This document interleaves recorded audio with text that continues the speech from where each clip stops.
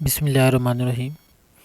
Class 10th physics chapter number 12 geometrical optics. आज का topic है टेलीस्कोप। टेलीस्कोप क्या होती है, किस लिए हम यूज़ करते हैं और इसकी वर्किंग एंड कंस्ट्रक्शन देखेंगे। सबसे पहले इसकी definition, what is telescope. Telescope क्या है?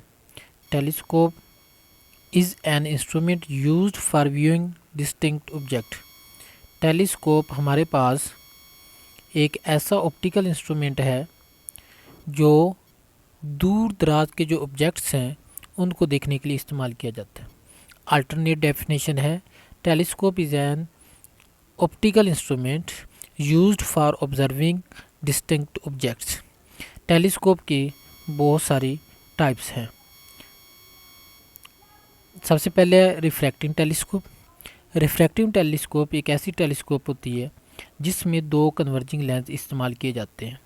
अ telescope consist of two converging lens is called refracting telescope. और वो कौन कौन से होते हैं दो लेंस? एक लेंस को कहा जाता है ऑब्जेक्टिव लेंस और दूसरे को कहते हैं आईपीस लेंस। इसके अलावा टेलीस्कोप की और भी टाइप्स हैं। एक है refracting power telescope. Refracting power telescope क्या होती है? वो एक ऐसी टेलीस्कोप होती है जिसमें ऑब्जेक्टिव लेंस को प्लेस किया जाता है कनकेव मिरर से। उसको हम क्या कहते हैं? Refracting power telescope. एक होती है रिफ्लेक्टिंग टेलीस्कोप जो कि सबसे पहले इन्वेंट की थी सर आइजैक न्यूटन ने, और उसमें क्या यूज़ किया गया था? Two concave mirror.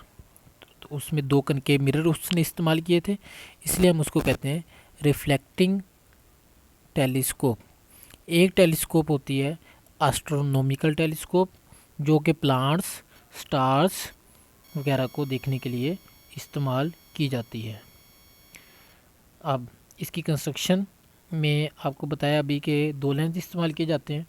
एक होता है हमारे पास ऑब्जेक्टिव लेंस और एक होता है आईपीस लेंस। अब ऑब्जेक्टिव लेंस क्यों इस्तेमाल किया जाता है, उसकी फोकल लेंथ क्या होती है और वो किस काम आता है वो देखते हैं। उसके बाद आईपीस लेंस क्या है और ये किस काम आता है और इसकी हम देखते हैं working.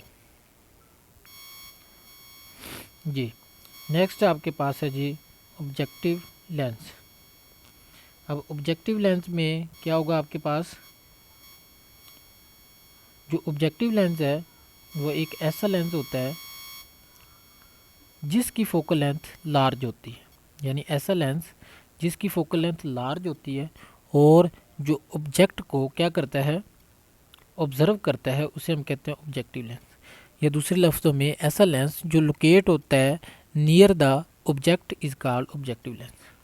It has of large focal length. इसकी फोकल लेंथ क्या होती है जी?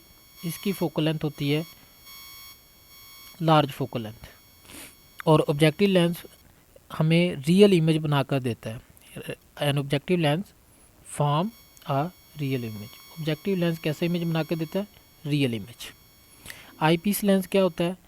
आईपीस लेंस ऐसा लेंस होता है जिसकी फोकल लेंथ कम होती है और आईपीस लेंस एक वर्चुअल इमेज बनाकर देता है। अब रे डायग्राम देखें। रे डायग्राम में आपको नज़र आ रहा है यहाँ पर एक ऑब्जेक्टिव लेंस है। ये ऑब्जेक्टिव लेंस है आपका, और ऑब्जेक्टिव लेंस ये क्या है? ये देखें, ये दरमियान से क्या है? पतला है। तो ऐसा लेंस जो दरमियान से क्या हो? थिन हो, पतला हो, तो उस लेंस की जो फोकल लेंथ होती है वो क्या होती है? लार्ज होती है। इसलिए ऑब्जेक्टिव लेंस जो है वो यहाँ पे क्या लिया गया? पतला लिया गया, जो इसकी फोकल लेंथ क्या है? लार्ज फोकल लेंथ है। अब क्या होता है कि इसकी फोकल लेंथ लार्ज है। अब ऑब्जेक्ट से जो रेज आ रही हैं जब इसमें से पास होंगी तो रिफ्रैक्ट होंगी। रिफ्रैक्ट होने के बाद क्या बनेगा? उनका एक रियल इमेज बनेगा। क्योंकि ऑब्जेक्टिव लेंस कन्वेक्स लेंस है, तो कन्वेक्स लेंस क्या होता है? कन्वर्जिंग लेंस होता है। फर्स्ट रे इसमें से पास हुई तो वो क्या हो रही है? देखें, ये बेंड हो गई। दूसरी रे पास हो रही है जो ऑप्टिकल सेंटर से, वो बिल्कुल सीधी जाती है। ये तमाम रेज एक पॉइंट के ऊपर मिलती हैं और यहाँ पर आपको क्या मिल जाता है? इसका इमेज मिल जाता है। अब उस ऑब्जेक्ट का इमेज बन गया है किसके अंदर? आई पीस की फोकल लेंथ के अंदर। और वो ऑब्जेक्ट का जो इमेज I1 बना है वो आई पीस के लिए, आई पीस लेंस के लिए एक्ट करता है एज आ ऑब्जेक्ट। अब ये जो आई पीस लेंस है, ये देखें ये थोड़ा सा मोटा लेंस है, इसलिए इसकी फोकल लेंथ क्या होगी, शॉर्ट होगी। अब आपने image formation by convex lens के अंदर ये पढ़ रखा है कि जब आपका ऑब्जेक्ट प्लेस किया जाता है between lens and it's focal length तो उसका इमेज नहीं बनता। क्यों नहीं बनता? क्योंकि जब वो रेज उस लेंस से पास होती हैं तो वो पैरेलल हो जाती हैं, इसलिए उनका इमेज नहीं बनता, यानी उनका रियल इमेज डेवलप नहीं होता। तो फिर हम क्या करते हैं, हम उनकी इमेजिनरी लाइंस ड्रॉ करते हैं, हम ऐसे इमेजिनरी लाइंस ड्रॉ करते हैं, ठीक है।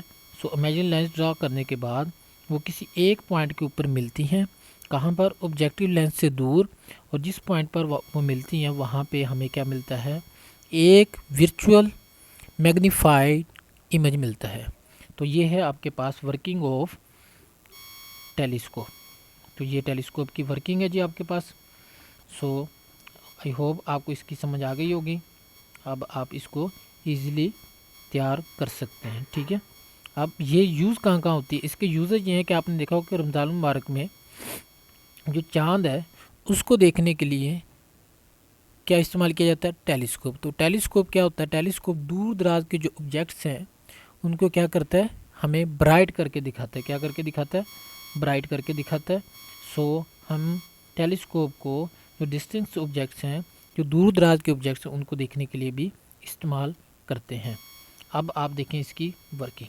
अब वर्किंग क्या है इसकी, वर्किंग इसकी बहुत आसान है कि when parallel raise passes from a point of distinct objects through an objective lens, a real image I1 is formed at the focus of f0 of the objective lens। तो इसका एक इमेज बन जाता है। This image act as object for eyepiece lens। अब eyepiece क्या करता है, a large virtual image I2 of is formed from the eyepiece a larger from the objective lens। तो ऑब्जेक्टिव लेंस से एक लार्जर डिस्टेंस के ऊपर वो एक वर्चुअल इमेज बना देते हैं। अब मैग्नीफिकेशन ऑफ टेलीस्कोप निकालना बहुत आसान है, इसका फार्मूला आपने याद कर लेना। मैग्नीफिकेशन ऑफ टेलीस्कोप होती है focal length of objective lens divided by focal length of eyepiece lens, यानी m is equal to f0 over fe। fo objective length की फोकल लेंथ होती है और fe किसकी फोकल लेंथ है, आई piece length की। अब टेलीस्कोप की जो मैग्नीफिकेशन पावर होती है वो 10 टाइम होती है, यानी आपका जो ऑब्जेक्ट है अगर वो 1 सेंटीमीटर है तो ये उसको 10 टाइम लार्ज कर देता है। तो इससे हम क्या कहते हैं, टेलीस्कोप। आई होप आपको इसकी समझ आ गई होगी। ओके, अल्लाह हाफिज़।